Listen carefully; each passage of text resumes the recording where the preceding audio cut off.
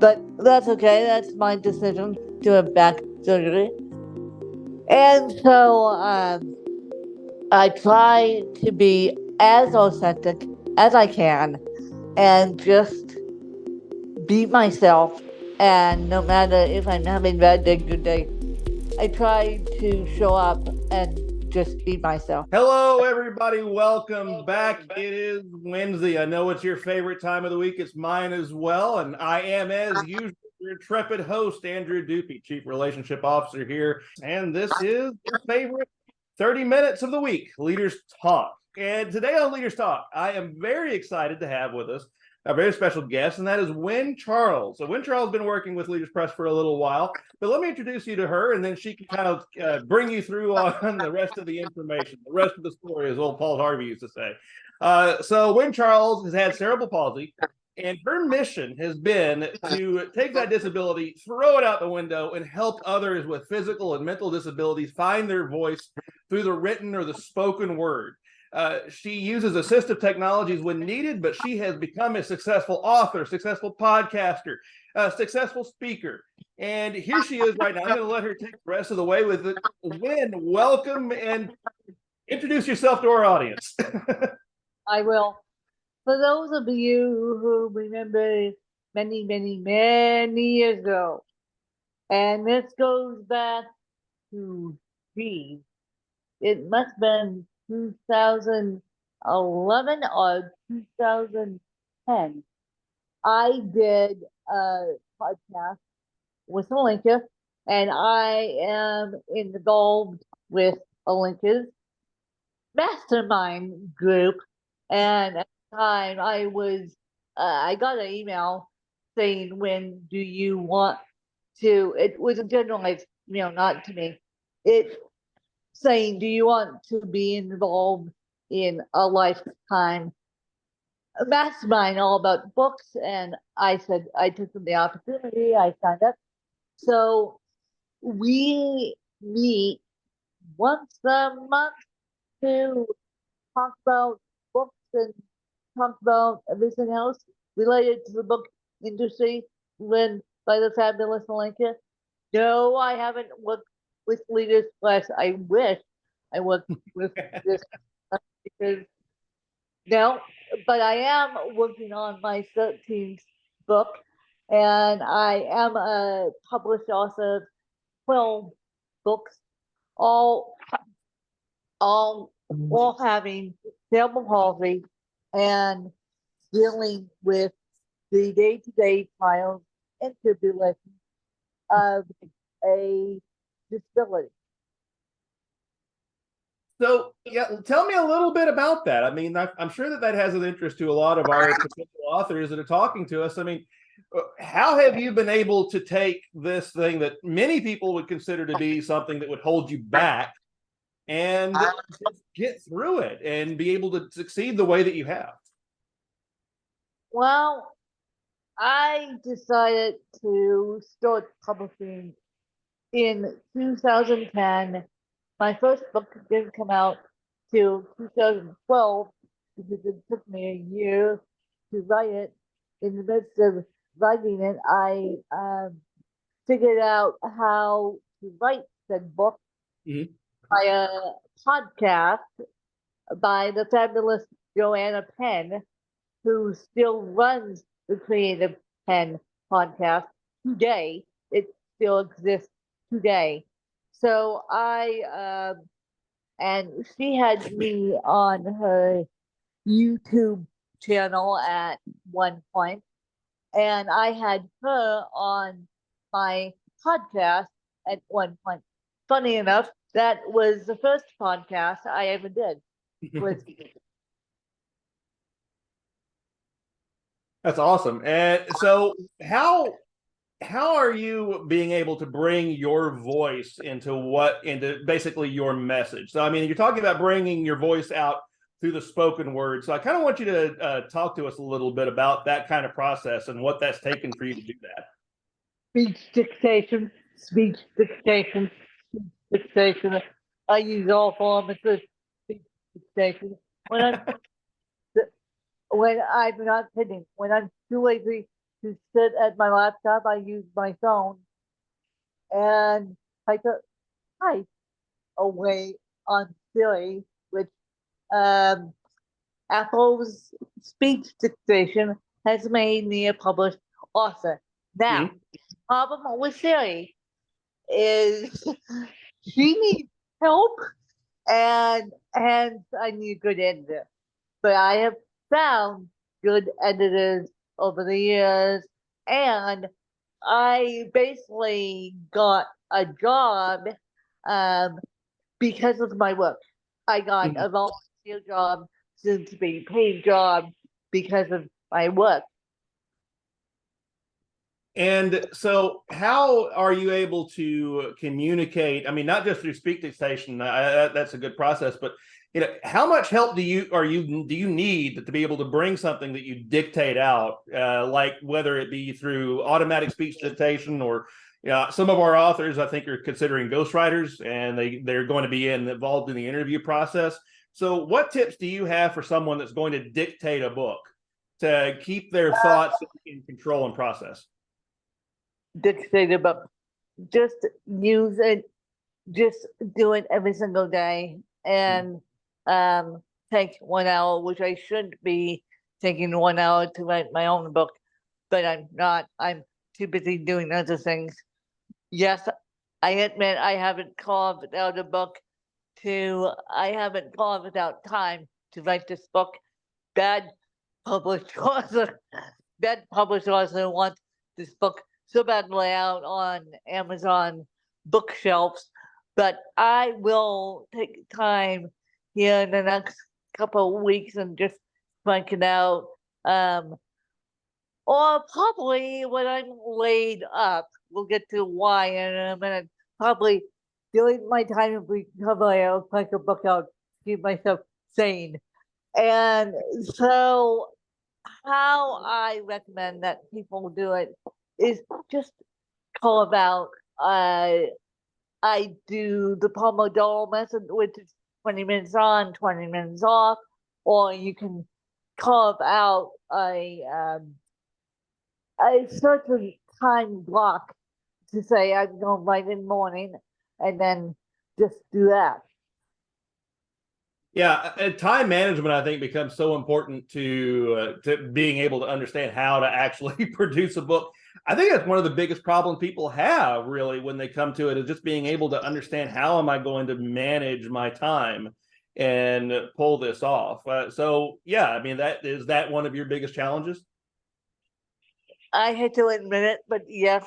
And I will probably, to the best of my abilities, crank out this book when I'm laid up in rehab, or when I'm laid up probably in the hospital. Probably I'll be writing this book from the hospital after having back surgery, because that's the only time I can get it done. And I have started, and now I have a fairly rough draft, but I need to edit it, and I need to complete the draft. So I will probably complete the drafts before surgery, and then finish it up as I'm recovering from back surgery. Yes, people will think I'm insane for writing a book during my back surgery recovery, but people, I need to keep myself sane on and not on the pain drugs, and writing a book would be the best bet. I love that. There you go, ladies and gentlemen. For when you are trying to not be on pain drugs, or whenever you want to actually distract yourself, that's when you work on your book. Listen to Win. No, seriously, I have thought about this. I am slowly but surely working with my publisher down here, but I will take a bunch of down the area to physically write my book, and to physically then go into the back surgery, and then I will write it as soon as I'm able to, sitting up in the hospital bed. Awesome. So let's take a little bit of a sidestep on this, because I know that we had a conversation before. Who are some authors that inspire you? I mean, and I know your answer is going to be unique, so I'm really looking forward to hearing this. My one favorite author that I had a chance to meet, I had the honor and the privilege of meeting, is actually a songwriter, believe it or not. He's more known for his songs than his books, but yes, it happens to be Jimmy Buffett. Yeah. He is multifaceted in all different capacities. He's more known for his songwriting than his books. People won't believe when I say, yes, Jimmy Buffett was an author, and yes, Jimmy Buffett lost his life to cancer September 1st. So there we go. And he was multifaceted in so many things, but so many people do not know that he was a published author. And I had the privilege of hanging out with him twice off off stage. I had the privilege of going on the seaplane. That was fun. And also, I also had the privilege of going on his private plane. That was fun. And so, yeah. So let's just say that he is more known for his songs than his books. And my other favorite author, and you guys might have heard this term, it's been stuck in the archives long time now. Gonzo journalism, Hunter Thompson, thank you very much. And I had the privilege of meeting Hunter Thompson as well. Long story there, but Hunter S. Thompson had a long time. It took him years to get into Rolling Stone. I mean, what a lot of people don't know is the kooky Hunter S. Thompson, and I say kooky with love. And so it took him a long time to get into Rolling Stone, and he kept getting rejections after rejections after rejections. And finally they said, okay, you're in. And then he wrote a bunch of books to collaborate on a bunch of books. So, yes, those are my two author inspirations. And when people, when people hear me say this, they won't be surprised when I say Jimmy Buffett, but they will be surprised by Hunter S. Thompson. And for those who know me well, know why I say that. But for those who are just getting to know me, they're like, what? You hang out with, you did hang out with the goofiest authors ever and the coolest authors at that. And so, yeah. What is it that inspires you? What the specific things about the way that they write, or just for their message, that really resonates you, that you want to share with people, that to understand why they're so important to you? Well, why they're so important? Like, these two men lived a life. Well, Jimmy Buffett lived the easiest life ever. He lived the beach life, even though he was a multi-millionaire. And Hunter S. Thompson, kooky as all get out, kooky as all get out. And for those of you that don't know, Owl Farms was close to my house. Owl Farms was close to my house, and I won't get into. I had a personal connection with Hunter S. Thompson. Mm. So when I had the privilege of meeting Hunter S. Thompson, and this was when I was 8. No, it was when I was 15, going into my freshman year, and he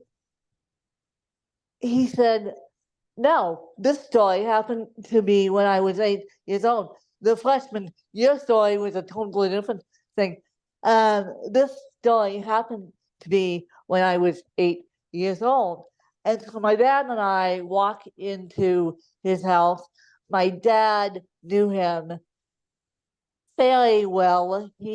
Hunter was my dad's and my mom's landlord at one point. That's how well they know him. And so I walk into his house. We go there to pick something up. He goes to me in his goofy ass manner, "Be careful of the rats, Will." And these were plastic rats, mind you, and they were disemboweled and all. I just looked at him straight in the face and said, "Thank you." And he just looked at me like, "Oh boy, that joke didn't go over well." And so I think my dry sense of humor not only comes from my dad, but my dry sense of humor comes from the people that I was lucky enough to hang out with, Hunter being one of them. And for those of you that don't know gonzo journalism, look it up and you'll just see the kookiness after kookiness after kookiness. That is amazing, and they're unexpected. I mean, that's the thing, and I think I'm getting some what people would consider to be unexpected answers from you about people that you have an image of them, and they might be entirely different when you actually get in front of them. So, Yep. how important is it to be unexpected? I mean, how much of that is a part of what makes you and what makes your style unique? I'm always my true, authentic self. Hmm. I always try and answer all my emails. I always try and get back to people. When people see me at podcast conferences, they're like, "Win, it's truly you. You are in a wheelchair." I tease people. I say, "Look for the wheelchair. I'm the only one in a wheelchair." And I tease people, and that gets a lot of traction because I say, "Look for the wheelchair. Look for me racing around as per usual." And so people like my authentic podcast interviews, and I am working on books and working on my 13th book, as I said, and it's going to be coming out on Amazon May, June, or July. We're not promising a date yet because of all this CP stuff getting in the way. I wish CP wouldn't get in the way, but that's okay. That's my decision to have back surgery. And so I try to be as authentic as I can and just be myself. And no matter if I'm having a bad day, good day, I try to show up and just be myself. What inspired you to go down this path? I mean, we've talked about people that inspired you, but what made you decide one day, I want to be an author, and despite all the issues that I may have going into this, I'm going to do it. I'm going to do it no matter what. I'm going to not let anything hold me back, and I'm going to do it. What was so inspiring that made you do that? What was so inspiring? Well, the tragic loss of my mom, and it really shook me to my core, and then I lose my dad 9 years after that. I'm sorry. That really didn't shake me to my core as much as losing my mom. Believe it or not, people think, well, losing dad shook me to the core, but losing dad only meant selling the house and moving. But losing mom, I'm like, okay, what is female at age 23 supposed to do now? And of course, she was the biggest champion. And of course, she helped me come up with my book title as she was dying. And she was instrumental in me starting my book career. Yes. And I sympathize with that because I was in a very similar situation. So I understand it. Grief can be something that really is a motivating factor. And when you lose both of your parents, as I have as well, at a fairly young age, it becomes something where you begin to realize your own mortality. Yeah. And that your message, if you Let's leave a know and your legacy. message isn't out there, what now? Let's leave a legacy here. Yeah. Yeah, you come to realize that life is completely different. So what do you say to people then that continually delay on trying to produce their books? Because we run into that so much. It's like, I'll do it 5 years from now. I'll do it 10 years from now. I'm going to wait until I'm retired. I'm going to wait until my kids graduate from college. They always have these excuses that they put in their way to say why they're not going to do this thing that really they want to do today. Well, the best time is now to get this book done. The only reason why I'm not practicing what I preach is because I really don't have time. And so I'll probably take as much of January off as I prepare for back surgery. And as I said, write this book in January, just crank it out. And then, yeah, but you guys have to hold me accountable. Those who listen to this have to hold me accountable because I like what you're doing though, because you understand that you have limitations that are causing them to stop. I mean, whether it be having to have surgeries or whether it be because there's their business issues. Some of our other authors may have those things that they have something particular they're working on, but that doesn't mean that you put everything on hold and stop and not do it, because you're taking the positive moves to continue to go towards that goal. Yep. So I'll write at the beginning of January, and then I'll take the Christmas holidays to write it, and then crank it out the beginning of January. And yes, I will be writing from a hospital bed because that is the most quiet, peaceful time when I'm in death, when I'm literally down recovering.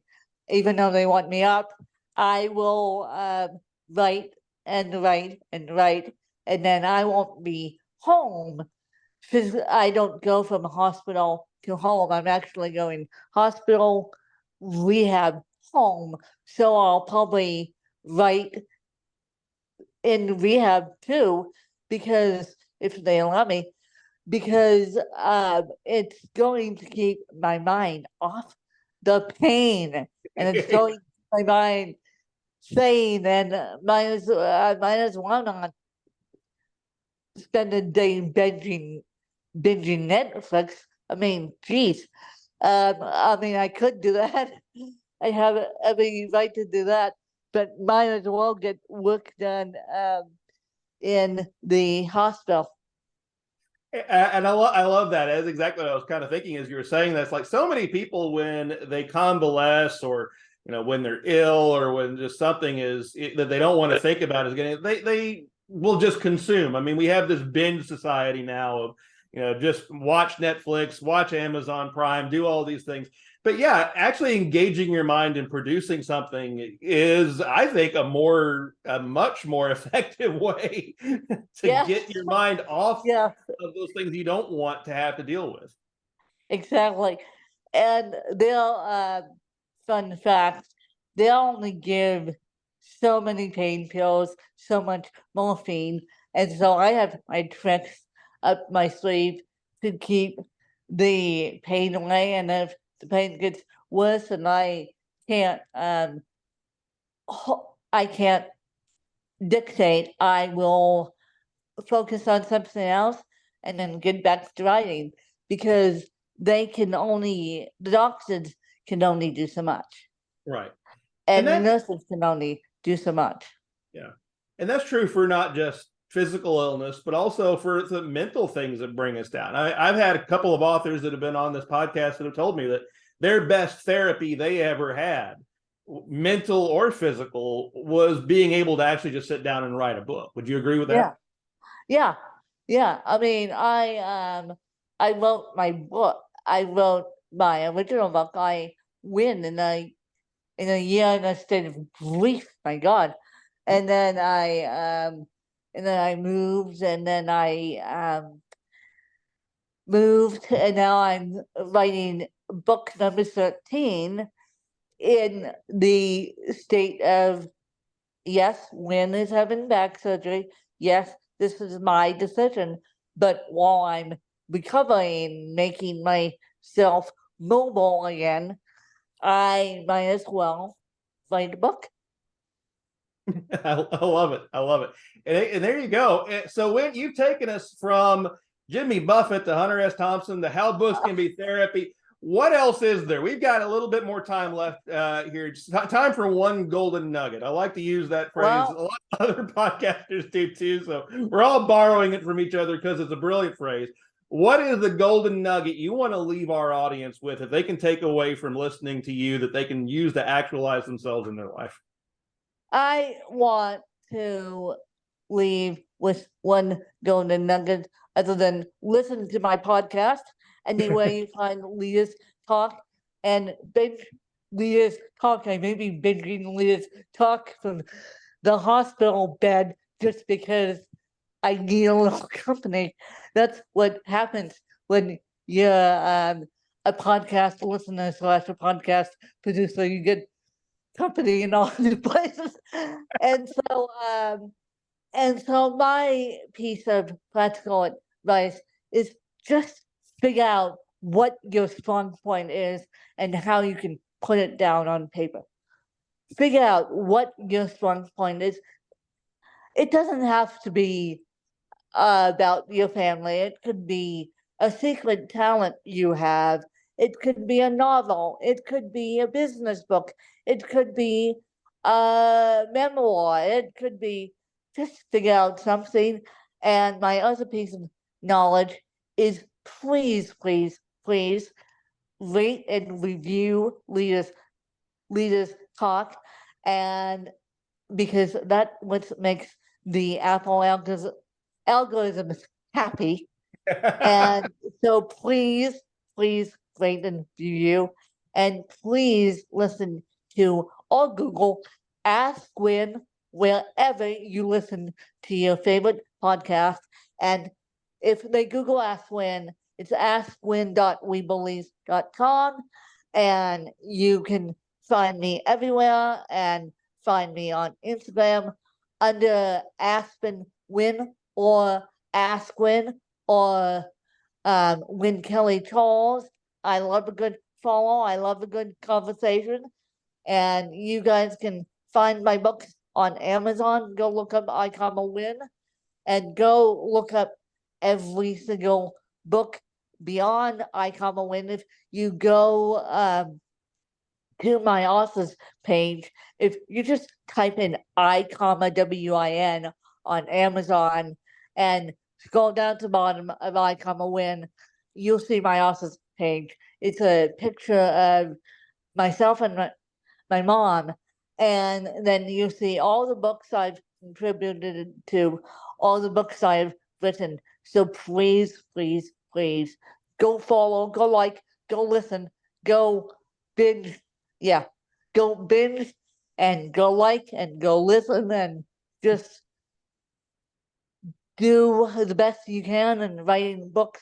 Pick your strong point, and then we'll see you on the other side. And if you need help publishing, I have those in too. I don't do it myself, but I'm certainly in enough of the industry that I can send you to different publishers too.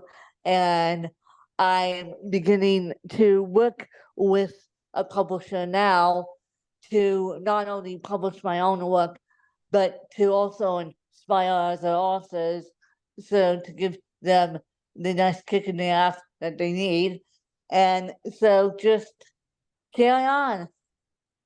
That is amazing. And thank you for the shout out there. There you go, ladies and gentlemen. Binge Leaders Talk and Binge Wins podcast. All of those links are right now there down below. So go ahead and click through on those. And yes, like and subscribe. We always love it when you do that. It helps with the algorithms. Win, thank you so much for being here. I'm sure we're going to talk more in the future as we continue in the masterminds. And it was a real pleasure having you here today. And we wish you the best going forward. Thank you.